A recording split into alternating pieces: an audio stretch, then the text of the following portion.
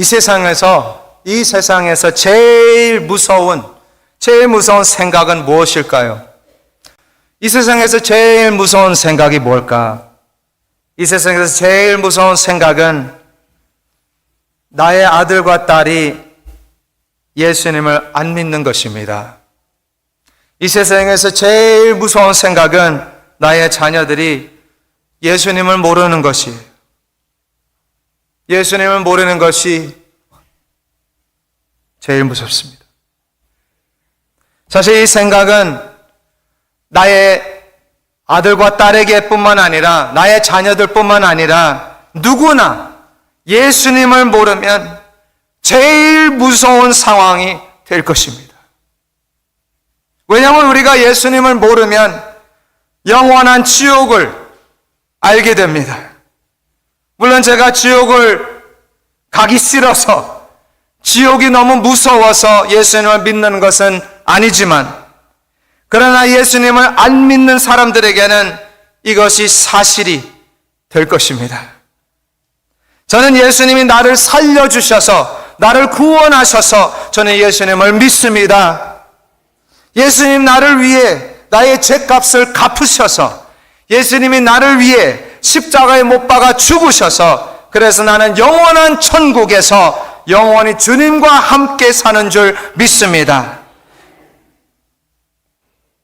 사무엘은 오늘 말씀에 우리가 다 잘 아는 것처럼 아주 유명한 선지자였습니다.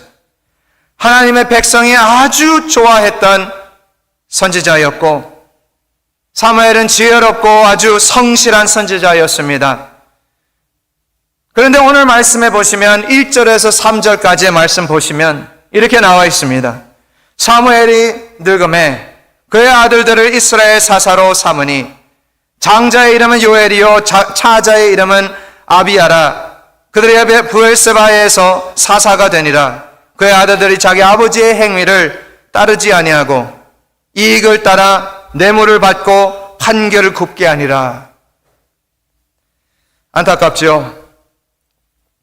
사무엘의 아들들은 하나님을 몰랐습니다. 이 사실을 사무엘은 알고 있었을 겁니다.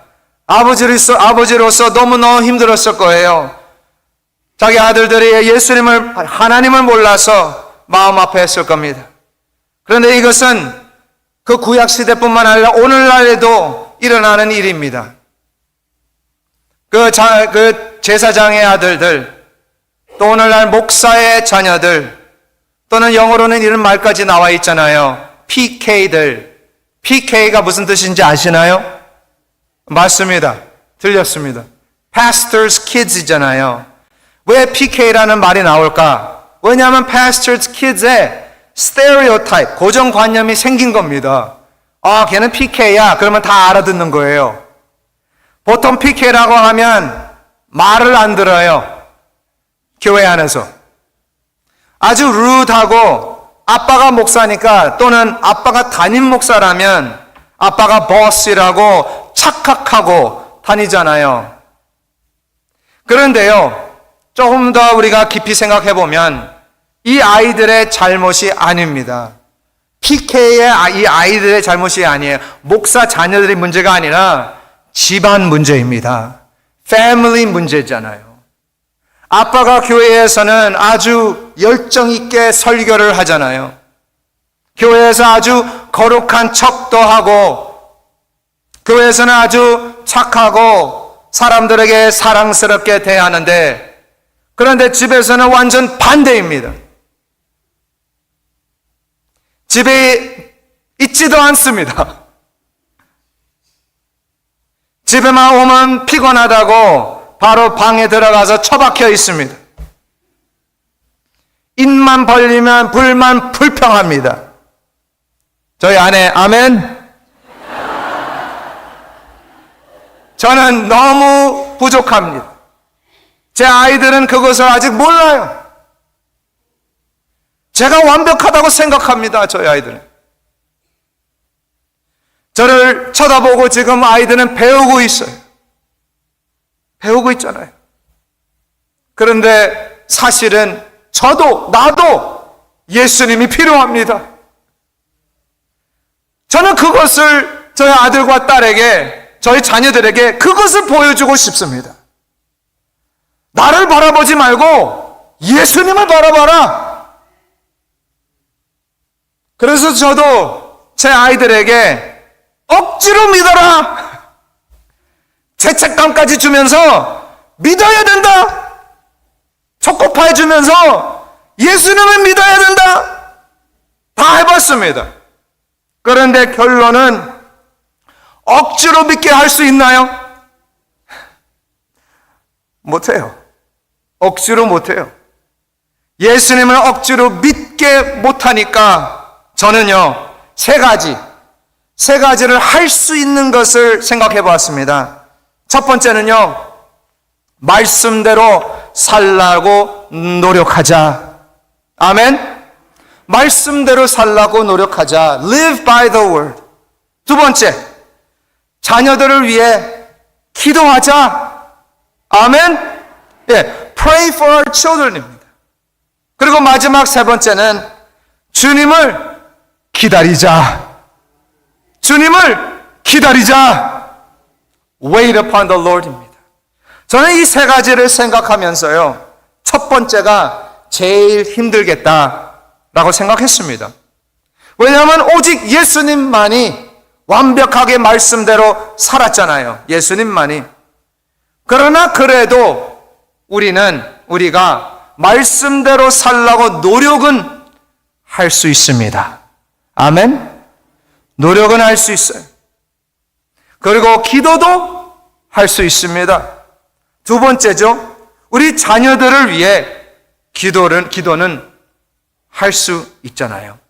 사실 왜 이 말을 하냐면, 목사로서 항상 까먹는 게 제 자녀들을 위한 기도입니다. 이상하죠? 많이 기도할 것 같죠? 아이러니합니다. Anyway, 저는 이 세 가지를 생각하면서 이 마지막 세 번째가 제일 힘든 것이라고 생각하게 됐습니다. To wait upon the Lord. Waiting. 주님을 기다리는 것이 제일 힘듭니다. 기다림, 그리고 참는 것, 인내하는 것이 너무너무 힘들잖아요. 아멘입니까? 저 혼자인 것 같아요. 우리가 지금 살고 있는 이 제너레이션에 다시 이거 말을 한다면 인스턴트 제너레이션이잖아요. 지금 제너레이션이.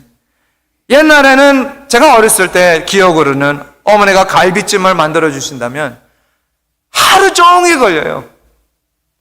그 냄새가 풍기는데 배가 얼마나 고파요. 하루 종일 끓여요. 엄마 언제 먹어? 언제 먹어? 설렁탕, 곰탕도 며칠 끓이잖아요, 그거를. 하루 종일 끓입니다. 그런데 요즘에는 H마트 가시면요, 다 있어요. 사실 곰탕 가루도 팝니다. 그래서 그 가루를 사가지고 뜨거운 물만 부으면 인스턴트 곰탕이 되어버립니다. 그런 시대를 지금 우리가 살고 있는 것입니다. 여러분, 지금 인스턴트 팟 없는 분 손 들어봐요. 인스턴트 팟 다 있잖아요. 그렇죠? 없으면 갖고 싶잖아요. 인스턴트 팟 얼마나 인기가 많습니까? 그런데요, 이 세상이 아무리 빨리 돌아간다고 해서 하나님도 그 시간에 끌려가나요? 아니면 하나님도 조금 더 빨리 뛰어야 되나요? 뛰어서 캐첩해야 되나요, 하나님이? 아니잖아요. 우리 하나님은 알파와 오메가 있습니다. 우리 하나님은 처음과 마지막이십니다. 그 하나님, 우리 하나님은 perfect timing, 완벽한 타이밍을 가지신 하나님이신 줄 믿습니다. 그런데 우리는 하나님의 타이밍을 인정하지 못하고 안 하고 내 뜻대로, 내 방법대로, 내 시간대로 할 때가 너무나 많잖아요. 우리는 최선을 다한다고 생각하고 해요. 최고의 결정을 하면서 한다고 생각합니다. 아마 그래서 하나님의 백성이 오늘 말씀에 자기 눈으로 보고 백성이 얼마나 타락했는지 제사장들이 보고 백성이 장로들을 이제 모아서 오늘 5절 말씀에 나오잖아요. 5절 사무엘에게 말합니다. 보소서 당신은 늙었고 당신의 아들들은 당신의 행위를 따르지 아니하니 모든 나라와 같이 우리에게 왕을 세워 우리를 다스리게 하소서 한지라. 이렇게 말을 해요. 사무엘에게. 사무엘이 이 말을 듣고 6절 말씀에 나오는데 어떻게 반응을 해요? 좋아해요? 기뻐해요? 아닙니다. 그것을 기뻐하지 아니하며 라고 나와 있고 그리고 나서 여호와께 기도하매. 그러니까 하나님이 응답하셨습니다. 7절 말씀에 백성이 내게 한 말을 다 들어라. 이는 그들이 너를 버림이 아니요 나를 버려 자기들의 왕이 되지 못하게 함이라. 다시 말하면 하나님이 지금 사무엘에게 뭘 말하는 거예요? 그들이 원하는 대로 해줘라. 아주 무서운 말이에요. 그들이 원하는 대로 해줘라. 네가 하고 싶은 대로 해. 엄마가 할 때 얼마나 무서워요. 그러니까 이스라엘 백성이 어떤 사람을 선택했습니까? 어떤 사람을 왕으로 세웠어요? 아주 키가 큰 남자를 선택했습니다. 키가 큰 남자. 왜 그럴까요? 왜냐하면 블레셋 사람들을 보니까 블레셋 사람들과 비교를 해보니까 거인들이 있는 겁니다. 거인들이. 자이언트들이 그 나라에서 살고 있어요. 그래서 자기들의 왕이 키가 아주 큰 사람을 찾았습니다. 그런데 키뿐만 아니라 이 사울이라는 사람은 아주 잘생겼습니다. 얼굴도 잘생겼어요. 그리고 처음에는 다 아시는 것처럼 우리 사울 왕이 아주 겸손했었습니다. 그래서 백성은 완벽한 왕을 찾았다라고 생각했을 거예요. 그런데 우리 모두가 다 잘 아는 것처럼 우리가 성경 전체를 갖고 있잖아요. 사울 왕은 겁쟁이였어요. 그렇게 키가 크고 덩치도 큰데 잘생겼는데 싸움을 못해요. 겁쟁이였습니다. 오히려 저같이 작은 고추가 맵습니다. 골리앗을 무서워했어요. 이 사울 왕이. 그리고 나중에는 이상한 그 종교 또는 그런 우상 숭배까지 이 사울 왕이 하잖아요. 안타깝게도. 가면 갈수록 이 사울 왕이 더 부패해지는 것을 우리가 다 볼 수가 있습니다. 그러나 오늘 말씀에 나오는 것처럼 하나님이 허락하셨습니다. 원하는 것을 주셨어요. 하나님은 그들의 왕이신 줄 믿습니다. 하나님이 이미 다스리고 계시잖아요. 그런데 놀랍게도 하나님은 하나님의 백성이 왕을 달라고 할 거를 이미 알고 계셨습니다. 하나님은 그냥 하는 말 아니에요. 하나님은 이미 알고 계셨어요. 이게 무슨 말이냐면요, 하나님의 백성이 왕을 달라고 하기도 전에 하나님은 이미 알고 계셨고 미리 준비하셨습니다. 아주 오래전에, 어제 엊그저께가 아니라요, 오래오래 전에. 언제? 신명기 때. 신명기 17장 14절에서 20절까지의 말씀에 보시면 제가 지금 읽어드리겠습니다. 내가 내 하나님 여호와께서 내게 주시는 땅에 이르러 그 땅을 차지하고 거주할 때에 만일 우리도 우리 주위의 모든 민족들 같이 우리 위에 왕을 세워야겠다는 생각이 나거든. 나와 있죠? 참 신기하잖아요. 하나님이 이미 준비하셨어요. 그리고 나서 반드시 내 하나님 여호와께서 택하신 자를, 하나님 여호와께서 택하신 자를 내 위에 왕으로 세울 것이요, 내 위에 왕을 세우려면 내 형제 중에서 한 사람을 할 것이요, 내 형제 아닌 타국인을 내 위에 세우지 말 것이며 그는 병마를 많이 두지 말 것이요, 병마를 많이 얻으려고 그 백성을 애굽으로 돌아가게 하지 말 것이니 이는 여호와께서 너에게 이르시기를 너희가 이후에는 그 길로 다시 돌아가지 말 것이라 하셨으며 그에게 아내를 많이 두어 그의 마음이 미혹되게 하지 말 것이며 자기를 위하여 은금을 많이 싸지 말 것이니라. 그가 왕위에 오르거든 그 율법서의 등사본을 레위 사람 제사장 앞에서 책에 기록하여 평생에 자기 옆에 두고 읽어 그의 하나님 여호와 경외하기를 배우며 이 율법의 모든 말과 이 규례를 지켜 행할 것이라. 그리하면 그의 마음이 그의 형제 위에 교만하지 아니하고 이 명령에서 떠나 좌로나 우로나 치우치지 아니하리니 이스라엘 중에서 그와 그의 자손이 왕위에 있는 날이 장구하리라. 아멘. 와, 진짜 힘들었습니다. 근데 아무튼 그래도 읽어드리고 싶었어요. 저는 이 말씀이 참 놀랍습니다. 하나님이 이미, 그렇죠? 신명기에 나오잖아요. 이미 아시고 미리 왕을 위해 준비하고 계셨습니다. 하나님은. 그렇죠? 지금 그 말씀에 나와 있잖아요. 그런데 그뿐만 아니라 이 신명기 말씀을 읽으면서 생각난 것이 하나님은 이미 그 한 사람을 생각하고 계셨구나. 그 왕을 생각하고 계셨어요. 그 왕 될 사람을 이미 준비하고 계시고 있는 겁니다. 지금 사울 말하는 거 아닙니다.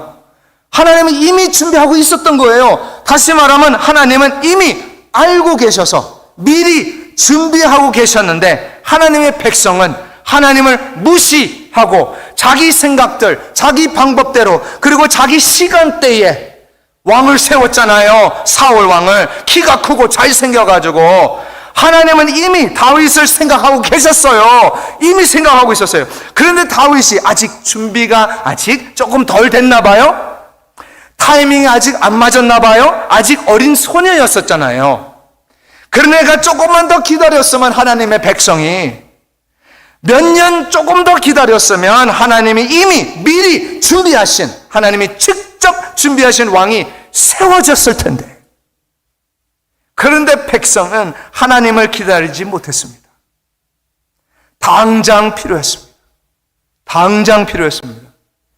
우리 연합교회 당장 필요한 거 진짜 많습니다. 당장 필요했습니다. 우리도 당장 필요해서 세우고 당장 필요해서 때우고 하면 문제가 생기잖아요. 우리의 삶에도 그런 일이 많이 나왔잖아요. 당장 하면 문제 생기잖아요. 우리는 당장 필요할 때가 많습니다. 당장 필요할 때가. 그러나 우리는 꼭 기억해야 될 것이 있어요. 하나님은 우리가 필요한 것을 다 알고 계십니다. 믿으십니까? 하나님이 다 알고 계세요. 그래서 우리가 당장 해야 할 것은, 지금 당장 해야 할 것은 주님을 기다리는 겁니다. 제가 이 이야기를 전에 말씀드린 것 같은데요. 제가 처음 교회 사역을 했을 때 뭘 하는지 몰랐어요. I don't know what I was doing. 몰랐어요. 물론 지금도 모르는데. 그러나 제가 확실하게 알고 있었던 것은요. 단순하게 I love Jesus입니다. 그리고 Jesus loves me입니다. 나는 예수님 사랑하고 예수님이 나를 사랑한다라는 그 확신을 갖고 사역을 시작했습니다. 3년 동안 그 단순한 하나님의 사랑을 붙잡고 3년 동안 사역하는데 한 사람도 새 가족이 들어온 적이 없습니다. 3년 동안 한 사람도 없었어요. 5명을 가지고 데리고 같이 사역을 시작했는데 3년 동안 한 사람도 안 왔습니다. 그래서 얼마나 힘들었겠어요. 제가 3년 동안 버텼다는 것도 놀랍습니다. 그런데 갑자기 바로 그때에 한 대형 교회에서 연락이 왔었어요. 그리고 그 교회에서 영어 예배를 맡아달라고 요청을 하는 건데, 그때 그 영어 예배, 그 대형 교회 영어 예배가 한 200명에서 300명 되는 아주 큰 부서였습니다. 그리고 사례비도 제가 그 당시에 그 교회에서 받은 것이 40만 원을 받고 한 달에 사역을 했는데, 거기서는 150만 원 준다고. 그러니까 훨씬 더 많이 준다고. 그리고 나중에는 이제 거기서 사역을 잘 하게 되면 유학도 다시 미국으로 보내주신다고, 공부를 다 해준다고 얘기를 했어요. 약속을 했어요. 그래서 저는 기도하겠습니다 라고 말은 했지만 제 마음은 이미 거기 가 있습니다. 그렇잖아요. 그런데 그 당시에 여자친구가, 지금 제 아내가 하는 말이 한번 기도해 봐야 되지 않냐라고 저에게 그랬어요. 그래서 기도를 해보니까 하나님이 아무 말씀을 안 하시는 거예요. 아무 말씀이 없어요. 다시 말하면 저는 듣고 싶은 게 뭐예요? Yes, go. 그렇잖아요. Yes, go. Yes가 안 나오는 겁니다. go라는 단어가 없어요. 저는 진짜 가고 싶은데, 나를 위해 훨씬 더 좋은 환경인데 지금 이 기회를 놓치면 다시 또 이런 기회가 나올 수 있을까라는 염려. 그래서 제가 갔을까요? 안 갔을까요?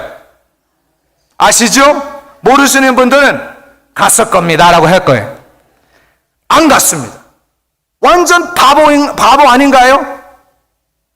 그런데 하나님이 가라고 하지 않는데 어떻게 가요? 저는 이 원리, 지금 말씀드린 이 원리를 제가 담임으로 부름받았을 때 또 똑같이 적용을 했습니다. 똑같이 적용했어요. 청빙위원회 다 알고 계십니다. 하나님이 가라면 가는 거고 하나님이 있으라면 있는 것입니다. 아니에요? 하나님이 가라면 가는 거고 하나님이 있으라면 있는 것입니다. 그래서 그 결과 아시잖아요. 그 첫 사역지 그 결과 아시죠? 완전 부흥됐잖아요. 안 가고 나서. 하나님의 말씀을 기다리고 너무 힘들게 순종하니까 하나님이 책임지십니다. 그 하나님이 지금도 똑같은 하나님, 지금도 부흥시켜 주실 줄 믿습니다. 지금도 우리의 자녀들을 예수님께로 인도하실 줄 믿습니다. 지금도 우리 연합교회를 말씀으로 부흥시켜 주실 줄 믿습니다.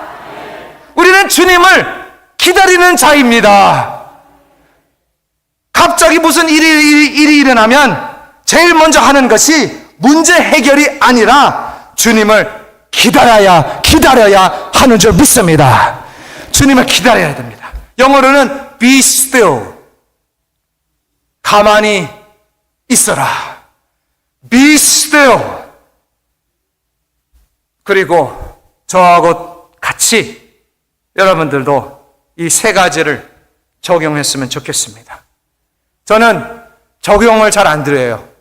그런데 오늘은 드리겠습니다. 첫 번째, 말씀으로 살라고 노력합시다.